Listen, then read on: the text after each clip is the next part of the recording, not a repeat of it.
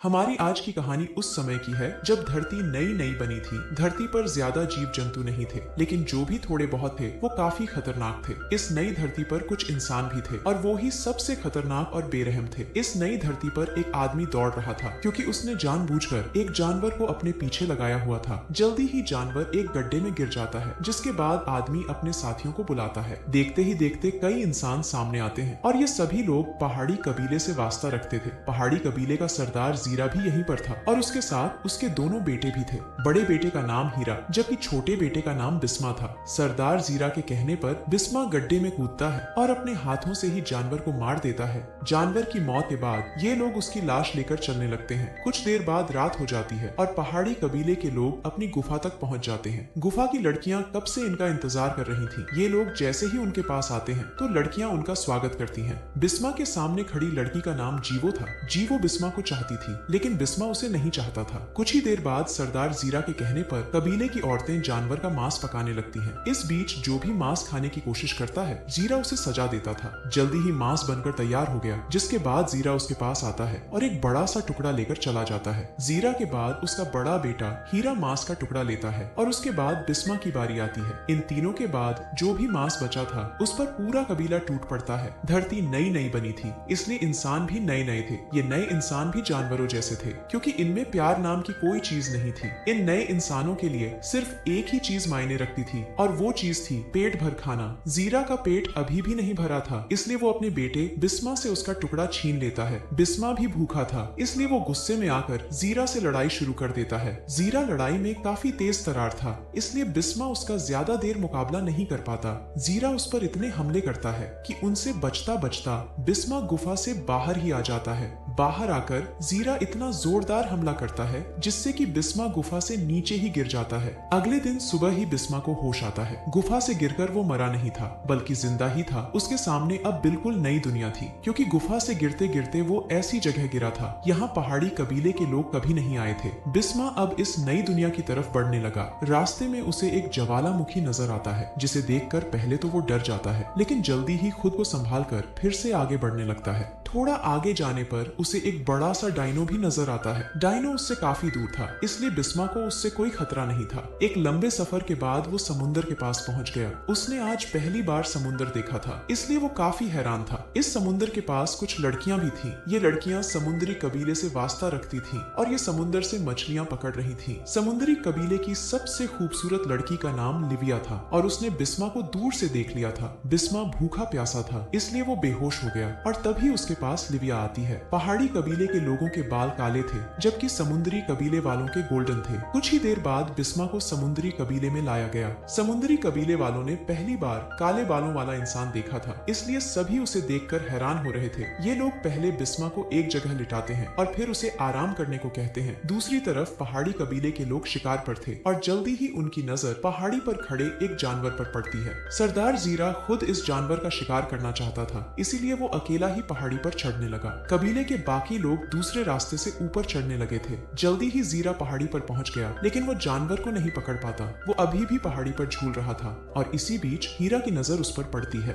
हीरा जल्दी जल्दी उसके पास आकर उसे पहाड़ी से नीचे गिरा देता है। हीरा सरदार बनना चाहता था, इसलिए उसने जीरा को पहाड़ी से नीचे गिराया था। कबीले वालों को लगा कि सरदार मर चुका है, इसलिए वो सभी हीरा की सरदारी कबूल कर लेते हैं। उधर बिस्मा को होश आ गया था, जिसके बाद वो समुद्री कबीले के लोगों को देखने लगा। बिस्मा देखता है कि कबीले में सभी लोग अपना अपना काम कर रहे हैं। आदमी हथियार बना रहे थे, जबकि औरतें जानवरों की खाल से कपड़े तैयार कर रही थीं। बिस्मा को होश में देखकर लिविया उसके लिए खाना लाती है। बिस्मा भूख से परेशान था, इसलिए वो खाने पर जानवरों की तरह टूटता है। खाना खाने के बाद वो फिर से आराम करने लगा। कुछ देर बाद रात हो जाती है। पहाड़ी कबीले को आज नया सरदार मिला था, इसलिए वो सभी जश्न मना रहे थे, मगर उनका जश्न ज्यादा देर नहीं चलता, क्योंकि जख्मी जीरा गुफा में आ जाता है। पहाड़ी से नीचे गिरकर जीरा मरा नहीं था, बल्कि सिर्फ जख्मी हुआ था। अगले दिन जब बिस्मा नींद से जागता है तो उसे अपने आसपास कोई नजर नहीं आता। वो उठकर कबीले का सामान देखने लगा। समुद्री कबीले के लोग पहाड़ी कबीले वालों से काफी आगे थे, इसलिए बिस्मा इनकी हर चीज देखकर हैरान हो रहा था। समुद्री कबीला प्यार से रहता था, जबकि पहाड़ी कबीले वालों को प्यार नाम की चीज का पता ही नहीं था।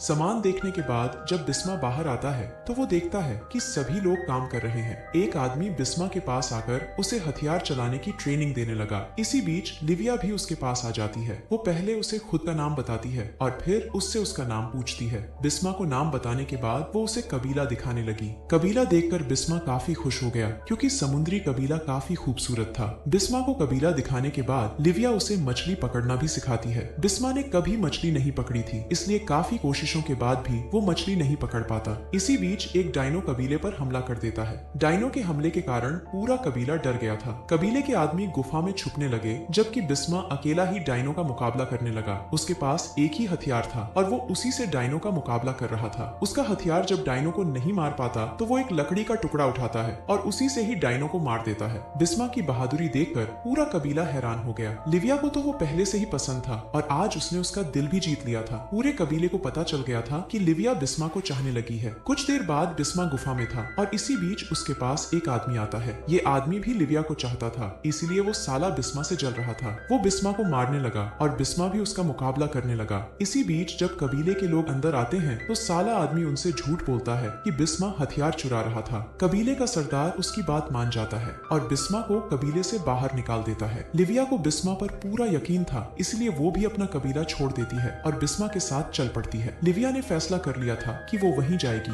यहाँ बिस्मा जाएगा। दोनों लगातार आगे बढ़ रहे थे और एक लंबे सफर के बाद इन दोनों की नजर एक डायनो पर पड़ती है। डायनो को देखकर दोनों छुप गए थे, लेकिन फिर भी डायनो ने उन्हें देख लिया था। डायनो से बचने के लिए दोनों भागते हैं और भागते भागते एक गुफा में आ जाते हैं। बिस्मा गुफा में एक रास्ता बनाता है और लिविया को बाहर निकाल देता है। डायनो अभी भी बाहर था, इसलिए बिस्मा ने लिविया को दूसरे रास्ते से बाहर निकाला था। बिस्मा जब खुद बाहर निकलने लगता है तो रास्ता बंद हो जाता है। दूसरी तरफ लिविया डायनो से डर कर दौड़ रही थी और इसी बीच उसे पहाड़ी कबीले वाले घेर लेते हैं। उधर बिस्मा भी गुफा से बाहर निकल आया था, जबकि लिविया खुद को बचाने के लिए दौड़ रही थी, मगर हीरा उसे दबोच लेता है। इसी बीच बिस्मा भी पहाड़ी कबीले पर टूट पड़ता है। वो सभी को मारकर जल्दी जल्दी लिविया की तरफ दौड़ता है। लिविया को बचाने के लिए बिस्मा अपने भाई हीरा से भी लड़ पड़ता है। जल्दी ही उसने हीरा को जख्मी कर दिया, लेकिन जब वो उसे मारने लगता है तो लिविया उसे रोक देती है। थोड़ी देर बाद लिविया और बिस्मा भी पहाड़ी कबीले में आ जाते हैं। लिविया के गोल्डन बाल देखकर सभी औरतें हैरान थीं, क्योंकि उन्होंने पहली बार ऐसे बाल देखे थे। अगले दिन सुबह होते ही